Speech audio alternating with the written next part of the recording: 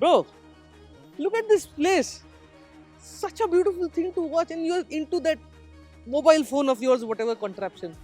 It is, of course, extremely stunning, but I was just checking out where we are going though. Well, we are in Kashmir, obviously, and you must have heard about Sonmarg, Gulmarg, Srinagar. We have all been there. We've all been there, right?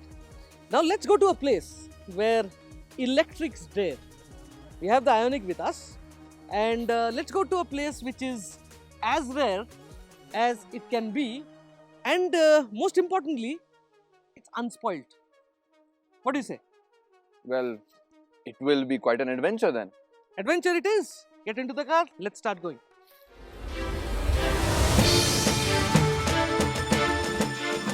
We had driven the Ioniq 5 from Noida to Srinagar, making charging stops in Ludhiana and Jammu.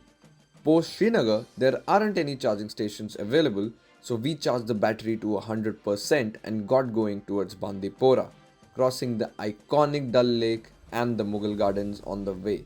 The pristine tarmac during this stretch meant that the Ioniq 5 was in its element and we could enjoy the winding roads as we climbed up and reached the Wooler Lake.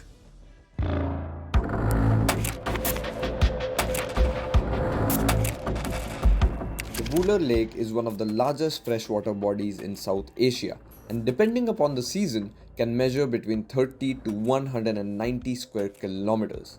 It is fed by multiple streams and the Jhelum River and is a sight to behold with its pristine water reflecting the sunlight. We soaked in the incredible view, but as we had to manage permits to get to Gurez, we hurried along. Having sorted all the necessary documentation for the drive to Gurez, we started the climb from Bandipora towards the Razdan Pass. The climb, though on tarmac roads, meant that the Ioniq 5's battery pack was put to the test, with the percentage dropping quite rapidly. On top of which, the almost freezing temperatures meant that the battery couldn't maintain its optimum energy efficiency. We drove carefully, using the least amount of throttle input, as not only did we have to reach Gurez, go beyond, and return to Srinagar without any charging stops. The Razdan Pass connects the Gurez Valley to the Kashmir Valley and is situated at an altitude of 11,666 feet.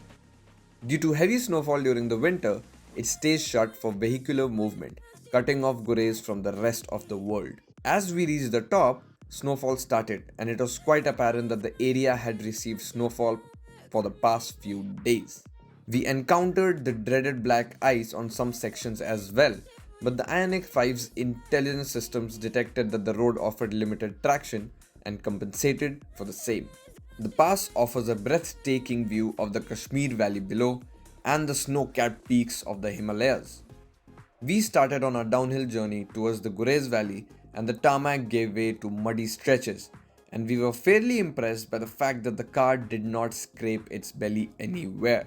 As we entered the valley, we spotted a water body. This turned out to be the Kishanganga River, a sign that we had reached Gurez. But as darkness had fallen, we settled in for the night to gather our strength for the journey that lay ahead.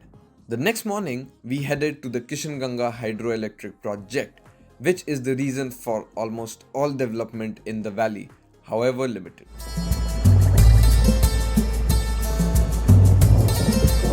Morning light brought around a very different picture of Gurez. The town has no power supply and it receives electricity via generators twice a day. However, all that would change thanks to the Kishanganga Hydel Power Project, which is where we decided to head out next. Anag, Yes. didn't we have a little understanding that we'll see some amazing stuff on this trip?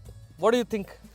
Well, you were absolutely right, and this is absolutely stunning. The color of the water, the trees, the snow-capped peaks, this is a view that, nobody can imagine this. Correct.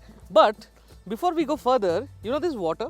This is the Kishanganga Hydel Power Unit, and this is the reservoir of the Hydel Power Project. And the fun bit is that this has a lot of politics involved, like the Indus Valley Treaty and things like that. And this water, at some point of time, will flow into Pakistan. Oh. And there's a dam right in front, which we will also see. And the most important part of this is the color of the water. Right now you can see blue, but Yep. we've seen it to be black also. Yeah, and what is that? Right? So it's just absolutely brilliant, and I think we should head out to that dam and see what that is all about. Let's go ahead.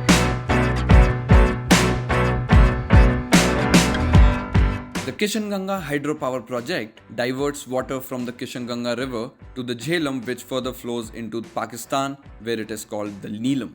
The bright blue and sometimes black waters of the Kishanganga have more than what meets the eye. Construction on the project began in 2007 and it was expected to be completed in 2016. It was halted in 2011 due to a dispute with Pakistan under the Indus Water Treaty, which went to a court of arbitration. Pakistan protested the effect of the project on the flow of the Kishanganga River to downstream areas in Pakistan-administered Kashmir.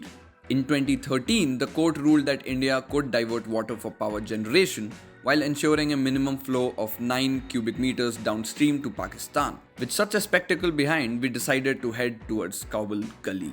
The Kaobal Gali Pass stands at an elevation of 13,600 feet on the main Great Himalayan Range.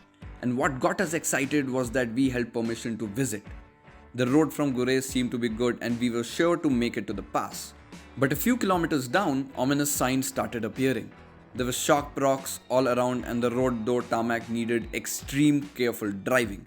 A board came announcing that we were on the right way. Just a few kilometers from where the climb to the pass began, we were stopped in our tracks. The road ahead had disappeared and that meant there was no way we could proceed. Why are we stopping, Rahul? Can we not go any further? Anag, I have some bad news. Ah, Well, news has just trickled in that the Kaobal Gali has received an insane amount of snowfall, and I know it looks very difficult because the sun is shining today, but right at this moment the pass has been shut and there's a check post about a kilometer down the road. We won't be allowed to go past that check post. that Unfortunately. is such sad news because, well, the views have been absolutely stunning. It's unspoiled beauty. It's places that nobody has ever seen before. And, well, I was really looking forward to actually something- going to Kaobal Gali. Well, of course, but something which nobody has seen here also is an electric car, and a fancy one at that, the Ioniq 5. What do you think about it? Well, you're absolutely right. I'm not going to lie that I did have my doubts when we were getting into the car and heading towards what is a very, very stunning pass. And what we have done. And, well, the roads have been bad. They have been actually difficult. But for normal cars, they are difficult. And the Ioniq 5 has just gone over everything without any hiccups. It's been comfortable, it has kept us safe, it has kept us cocooned from the elements. And, well, being electric, we have not done any polluting in the area at all. So the unspoiled beauty remains with this car. You know, we've not had any tailpipe emissions.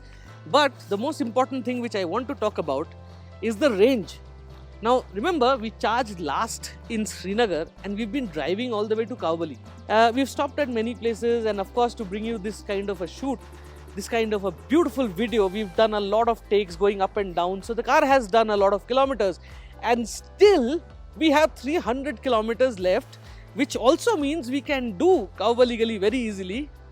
Unfortunately, we cannot.